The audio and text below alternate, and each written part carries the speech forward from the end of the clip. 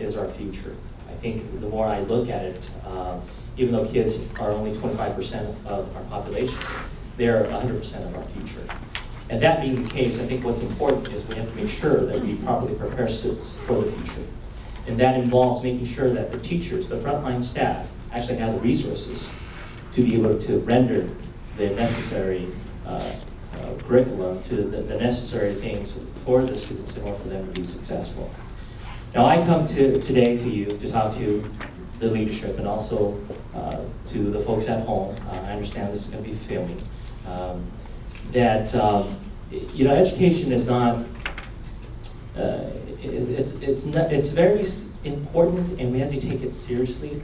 And because of that, we have to make sure that we pay attention to these things. Without a free public education, I wouldn't have the opportunities that I have today. 30 years ago, I came to the United States not speaking a word of English, but because Mrs. Williamson, Mrs. Cox continually drilled to me that I have to learn this English or else I won't survive in public schools. And you know what? Magically, somehow it happened. Overnight, I learned English, and I'm proud to say that because of that, taking part in that free public education, I am proud to stand here to say that I'm prepared to give back to those students who need that extra help, to see that those students who are performing high, who are performing well, to give them the next challenge. I think that in the last several years, I've seen many of the teachers in Elk Grove Unified struggle with trying to find the resources, but the board has not answered, have not listened to the teachers. In a nutshell, that's why I'm running. I remember the protests, I remember the disagreements, I remember the issues that came up. As an educator with the Sacramento County Office of Education, I have heard your cries. I'd rather be home. I'd rather be volunteering in the classroom, rather being a watchdog at Carroll Elementary. Those are time that I want to dedicate to my kids. But when my colleagues scream out for help, I have to respond. Time is up. Thank you. Thank you. Good evening. I've just finished my first 6 months on the board, but I'm not new to this district. My involvement in this district began at a younger age, but about 30 years ago on the athletic fields at Samuel Kennedy Elementary. You think about this district, we are the home of the oldest joint union high school in the state of California, Elk Grove High School. 120 years old. I'm looking forward to homecoming tomorrow night. I'm a graduate of Elk Grove High. 120-year-old high school, 53-year-old district, and to talk, Mr. Madison talked about the stability on the board. I'm only the third Elk Grove High School graduate to ever serve. And the second only recently resigned, Ms. Cooper Levangie, and then the first, we named a school after her, and it's quite a high-producing our middle school, Catherine Alviani. Elk Grove High School recently adopted some new branding.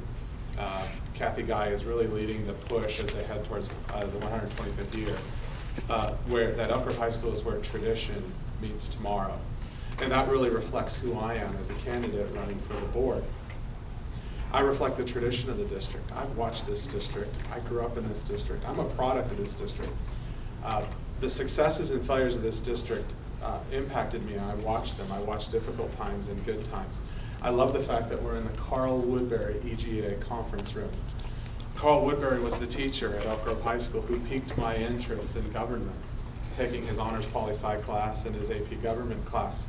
Carl Woodbury taught me one of the most important principles of government that I've really had to rely upon over the last 6 months serving on the board. And when he said, one of the first things he said in AP government, government is the process of allocating finite resources to meet infinite needs. And that really is the challenge we faced over the last 4 years, $110 million in cuts.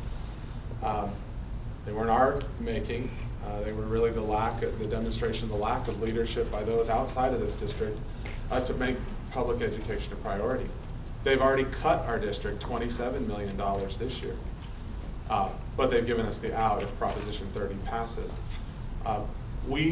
This is not a time when we are really in a district where we can talk about new programs and new ideas and spending. We can talk about new ideas, and I want to talk about new ideas today, new ways to take tradition, the history, the great history of this district. Part of that history was its strong relationship with its bargaining units and the commitment of EGEA and our other bargaining units to the success and solvency of the district. But take tradition and meet tomorrow. The change and the challenge that we face in a state that has yet to really prioritize public education. I'm excited to be here tonight, and I'm excited to share with you over the rest of the evening what I've done, what I will be doing as a board member, and my commitment to this district. Thank you. Okay, we